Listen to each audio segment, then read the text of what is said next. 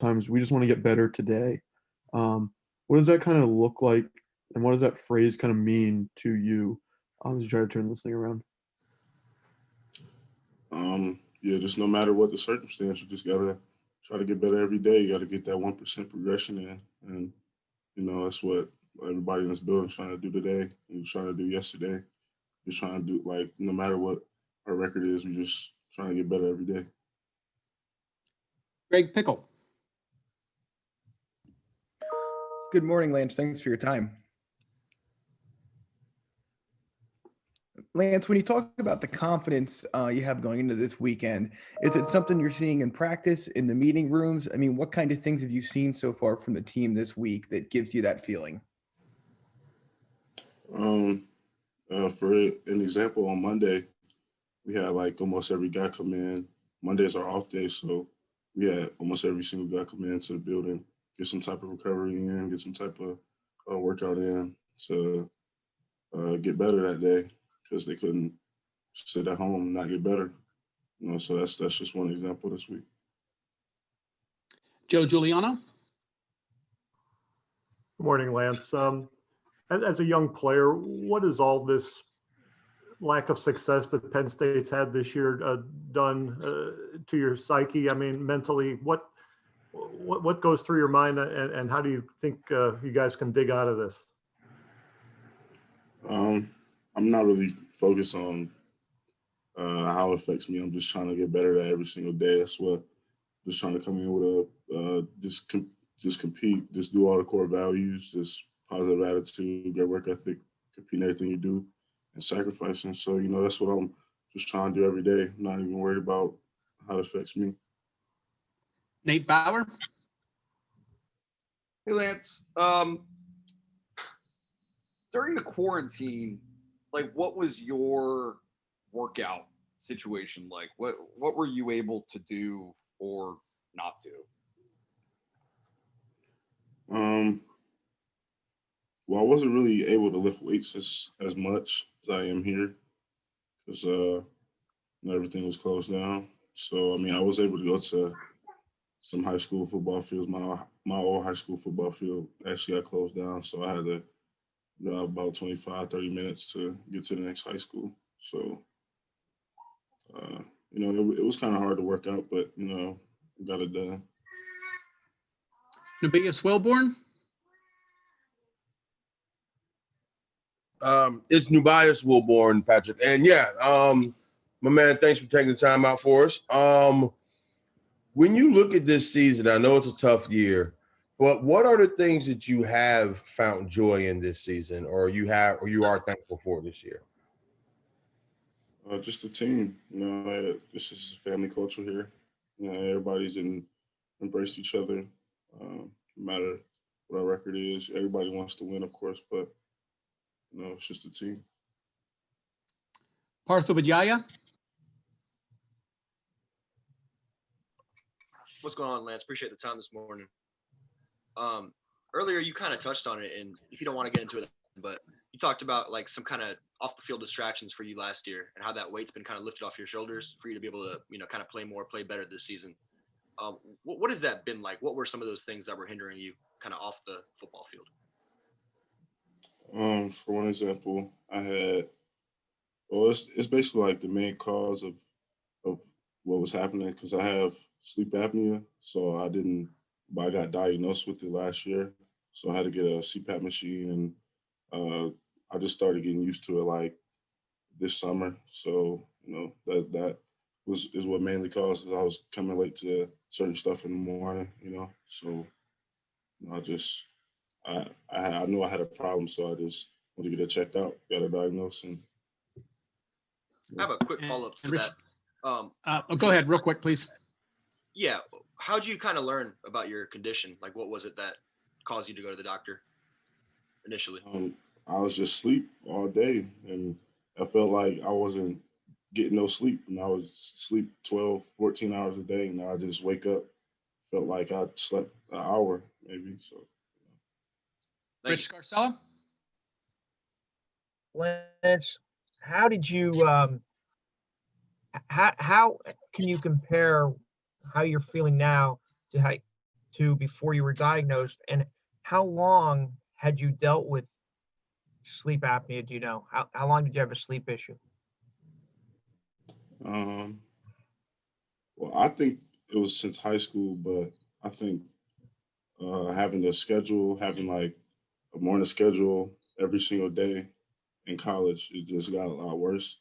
But high school, it was like it was still as hard. It was still hard. My mom was waking me up, couldn't wake me up, type stuff. And it just I feel like it got a lot worse. So I just felt like I had to get it checked out. So I don't know how long. I would say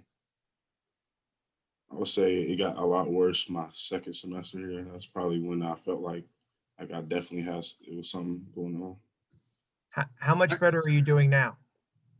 Well, a lot better. Than if I get 5 hours of sleep, I feel like I got the whole night, to be honest. All right, so we will go ahead now. So has everyone had a chance to ask at least one question? I think we're good, correct? So we'll go ahead now. We'll do the raised hands thing. If you have a question, please raise your hand. I'll call your name and then just unmute yourself. So Tyler Donahue, go ahead. Lance, with Pat out for the season, we're going to start to see a lot more of Brenton and Theo and maybe some of Tyler Warren. I'd imagine that you've gone up against those guys in practice a bit more. Can you give us some perspective on what Brenton Strange brings to the starting role, and also those two freshmen, Tyler Warren, Theo Johnson? What stands out about those guys thus far? Brenton's an athletic guy. So is Theo. They both pretty versatile at the tight end position. Run blocking, pass blocking, and going out for passes, catching. We saw Brenton on Saturday. He's like, he's gonna go and get it. So both of those guys are really great guys. They're hard to cover in practice. But we get after it. Nate Bauer. Lance, just one more on the workout situation, the quarantine period. Do you see ramifications from that now? Like, do you notice anything in terms of the way that you feel or the strength? Did you feel like you stagnated or fell back not having that opportunity to lift weights as much? Probably when I first got back from quarantine or from whatever you want to call it the COVID break or whatever.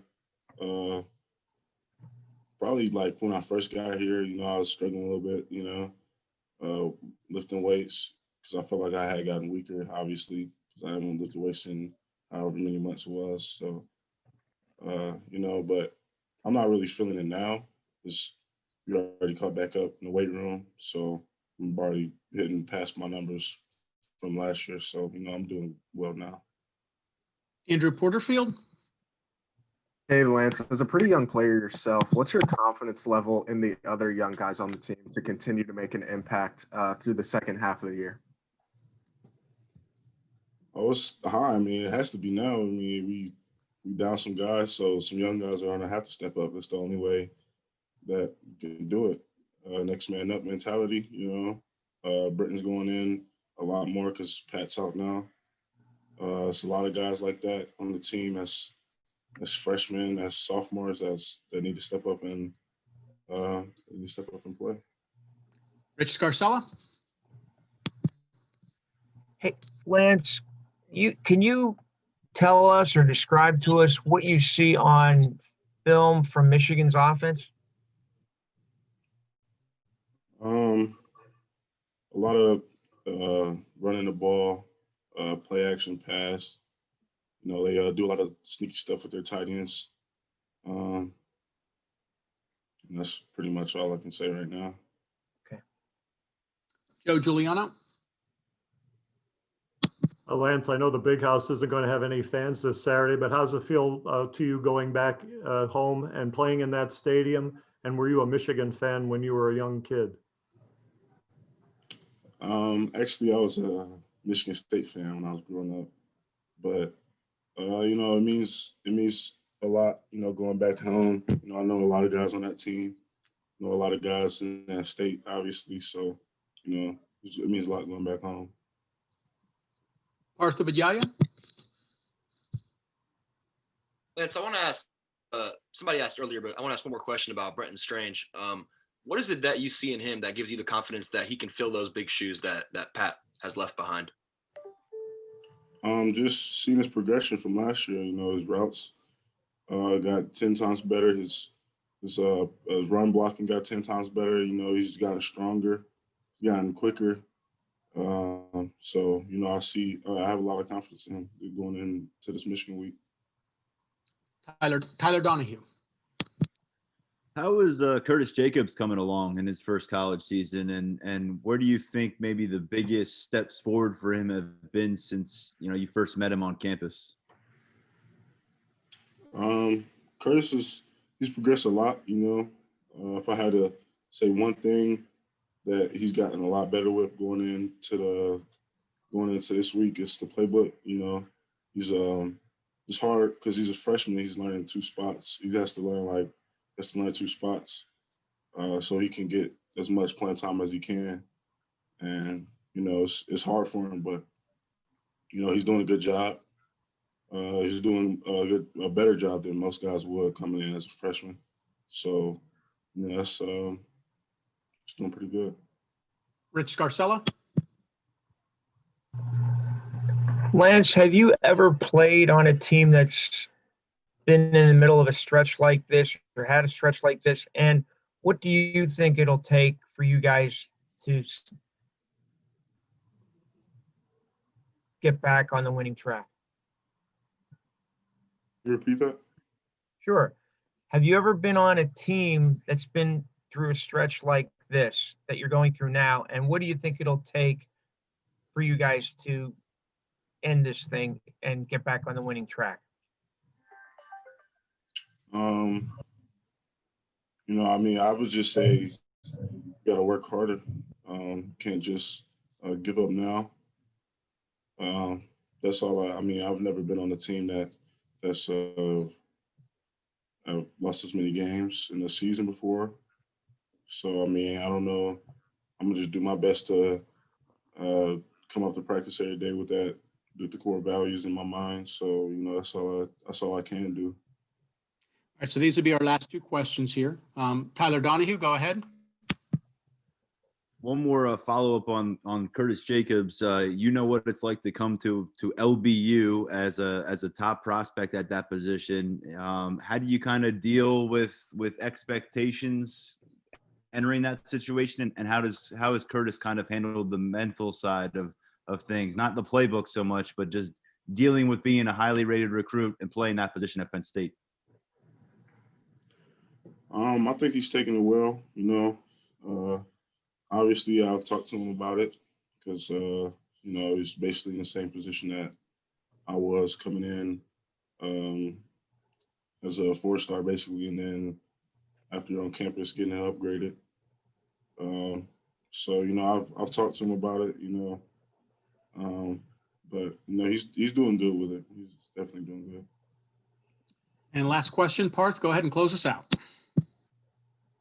Lance, with your sleep apnea condition, do you have a story from last season that you can share with us about maybe a time you were late to practice or late to a meeting and the coaches didn't know about your condition and you kind of had to explain yourself? And what was that like? I barely can remember them. It's just kind of, I was waking up. So, somebody have to come to my house, see if sleep, banging the door. Then if I'm not answering the phone because I'm asleep, and they'll just come pick me up in the golf cart, and then we drive to the last building. And then I don't even know I don't even know what to say. To be honest, when I walk in, it's kind of feel like I'm not gonna say it, but were you embarrassed? Huh? Was there a sense of embarrassment? kind of coming in. Yeah, definitely. Yeah, because it's kind of like it's nobody knows why you're late, so they kind of make their own guess. So it's nothing you can really say. I'm not about to explain myself there. We're trying to meet. So it's kind of like we already in a rush. So. And it was a teammate, right? A teammate or a assistant coach coming to your dorm, knocking on the door. Yeah. Appreciate it. All right, well, thank you, Lance. Appreciate your time very much today. Thanks, everyone, for checking in.